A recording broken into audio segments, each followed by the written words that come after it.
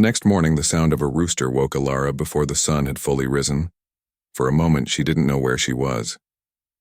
Then she remembered the man at the market, the walk through the dusty road, the warm fire, and his quiet kindness. She looked around the small cabin. The table had a few tools neatly arranged, and the smell of coffee filled the air. Samuel was already awake, fixing a fence post outside. His movements were calm, steady, and patient. Through the window, Alara watched him for a moment. She had never seen someone work with such quiet strength. He didn't shout or rush, he just kept doing what needed to be done. When he came inside, he smiled slightly. "Morning," he said. "Did you sleep well?" Alara nodded shyly. "Yes, thank you."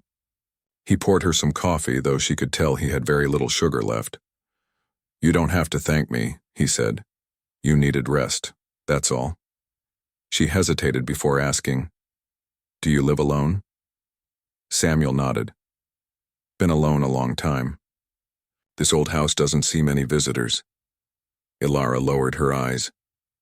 "You didn't have to help me. You used all your money." Samuel leaned against the wall. "Money can be earned again," he said softly. "But if I had walked away yesterday, I'd never forgive myself." Those words stayed with her all day. Over the next few weeks, Alara tried to help him as much as she could.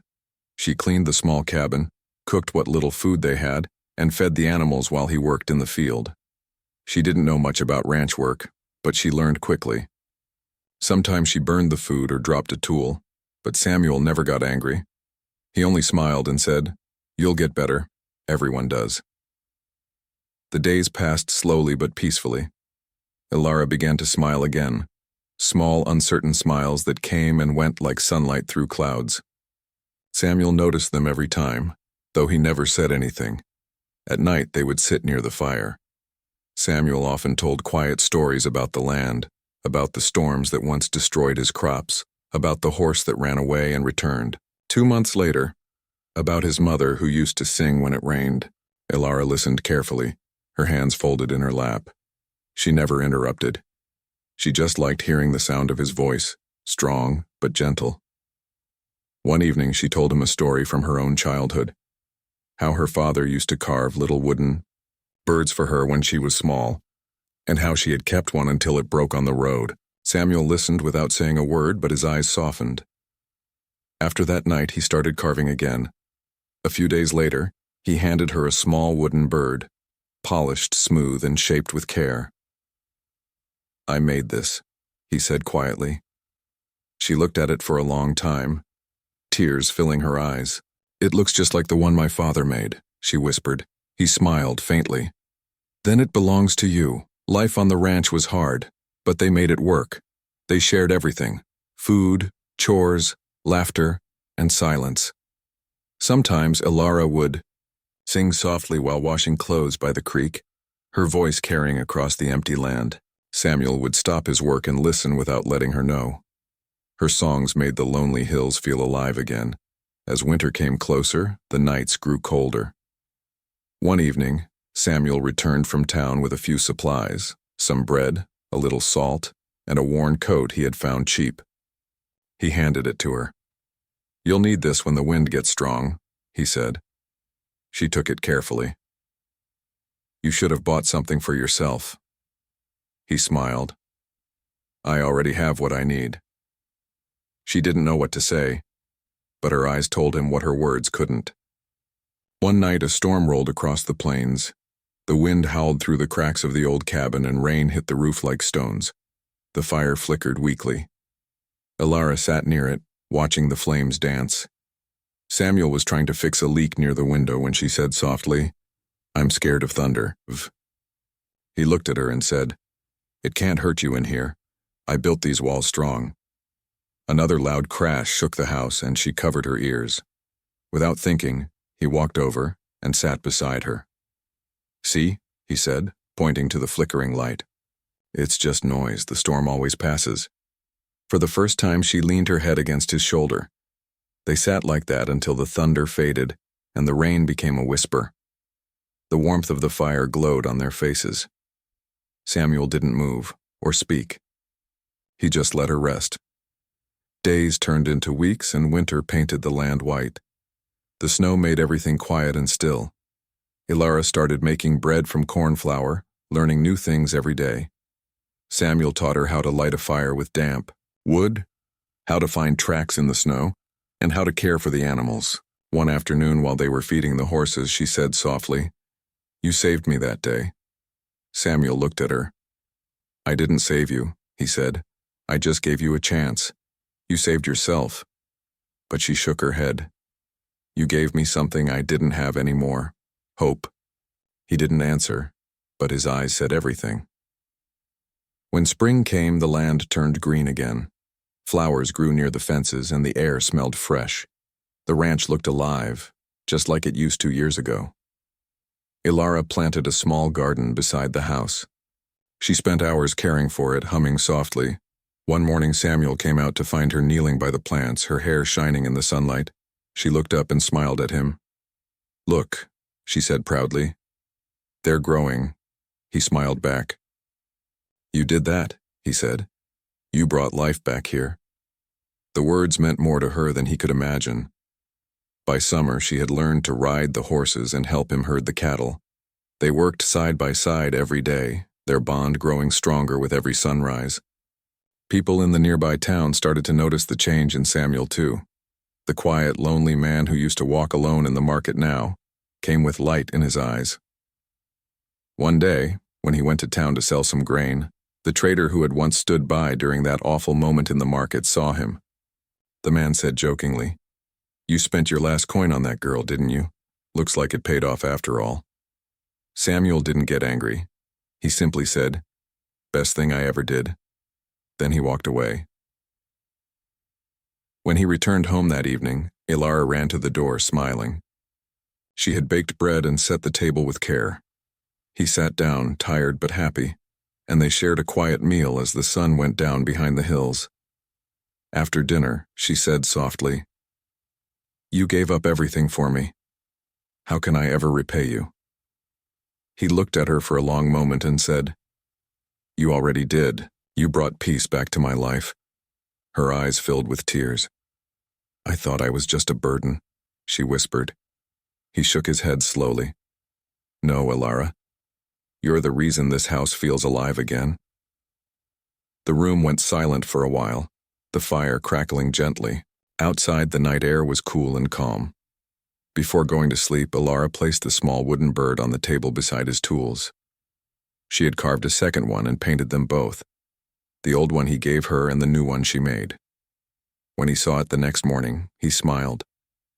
On the bottom, she had written 2 simple words, "Thank you."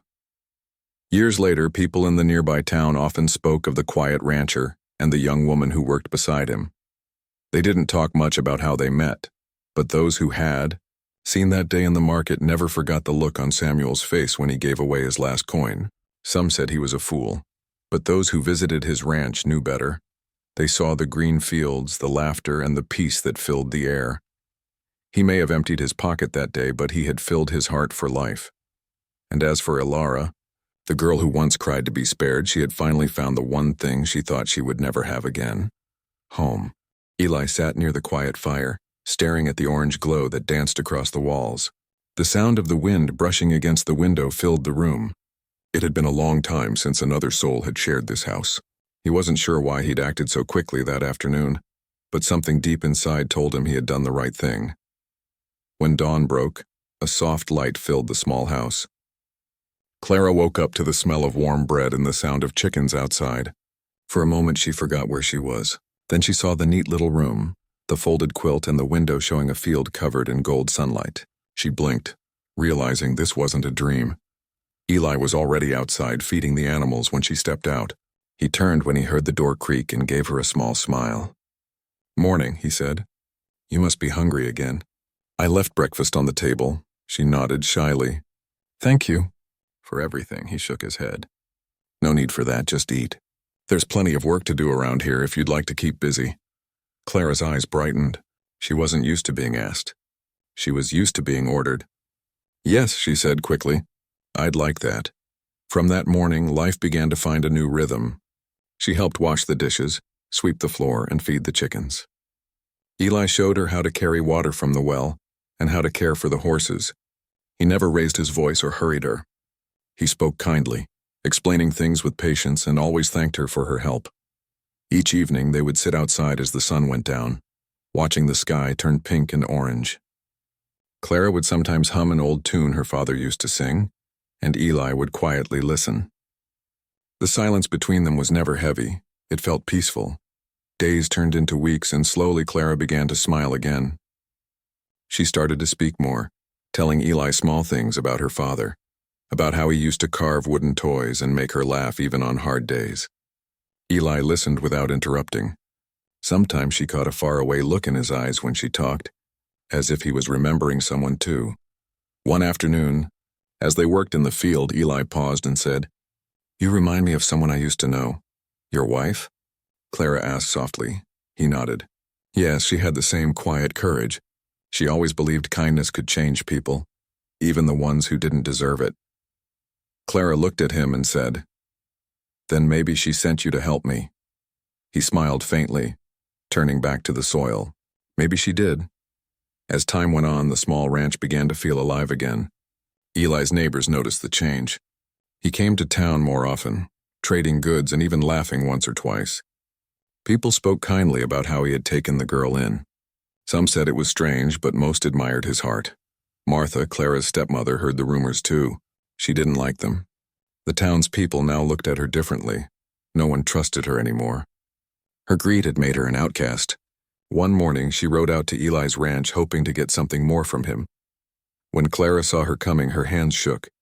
Old fear rose in her chest. But Eli stood firm at the gate. "You have no reason to be here," he said calmly. Martha faked a smile. "I just came to see the girl, make sure she's all right. Maybe I could take her back. She's fine here," Eli said. His tone was steady, almost like steel. "You sold your right to care for her that day." Martha's smile faded. "You think you can do better?" She snapped. Eli didn't answer with anger. He looked at Clara standing behind him and said, "I don't think." "I know." Something in his voice made Martha step back. She turned her horse around and rode off, muttering under her breath. Clara stood frozen for a moment, then looked up at Eli. "You spoke for me," she whispered. He nodded. "No one will ever treat you that way again. Not while I'm here." That evening, Clara sat by the fire, her heart full of emotions she couldn't name. Gratitude, safety, warmth, they all mixed together like colors on a sunrise. She wanted to help Eli, to repay his kindness somehow, so she started doing small things without being asked. She fixed the loose hinge on the door using a piece of wire she found. She planted flowers near the porch. She even repaired the old quilt on his bed, stitching it carefully with steady hands. One day when Eli came in from the field, he saw the bright flowers near the steps. "You did this?" he asked. She smiled shyly. "Yes, I wanted the place to feel more like home." He looked at her and said softly, "It already does." Months passed, and the seasons began to change. The once lonely ranch turned into a peaceful home filled with small laughter, fresh bread, and the sound of horses neighing in the distance. Clara grew stronger, more confident. She even started teaching a few children from nearby farms how to read, using the old books Eli's wife had left behind. Eli would watch from the porch sometimes, smiling quietly as Clara's laughter filled the air. He had forgotten what that sound felt like. One evening, as they sat outside watching the sky, Clara said, "Do you ever miss her?" He took a deep breath. "Every day. But now when I think of her, it doesn't hurt as much. Maybe because she'd be happy to see that this place is full of life again." Clara nodded. "She'd be proud of you," he smiled gently. "And your father would be proud of you too." The wind carried the scent of rain, and a soft thunder rolled in the distance. Eli stood up and said, "Come on, we better close the barn before the storm." Together they ran through the field, laughing as the first drops of rain fell. By the time they reached the barn, they were both soaked, but neither cared. Clara laughed like a child again, spinning once under the rain before stepping inside. Eli laughed too, a sound he hadn't made in years. As the storm raged outside, they sat on the hay, listening to the rain on the roof. Clara looked at him and said, "You know, I used to think no one would ever want me, that I was just something to be thrown away. Eli looked at her kindly. You were never something to be thrown away. You just needed someone to see you for who you are. Tears filled her eyes again, but this time they were not from sadness. They were from relief. You saved me that day, she whispered. He shook his head. No, Clara, you saved me too. You brought life back to this place and to me. The rain continued to fall, soft and rhythmic, almost like a lullaby. From that day on, their bond grew even deeper. Eli became like a father she had lost, and Clara became the family he had long missed. Together they cared for the land, shared stories by the fire, and opened their doors to travelers who needed rest. The townspeople began to call their home the safe house because everyone who came there left with a full heart and a warm meal. Years later, people still told the story of the day the quiet rancher lifted his hand, not to buy someone but to save them. They said kindness can come from the most unexpected places, and that one small act can change two lives forever.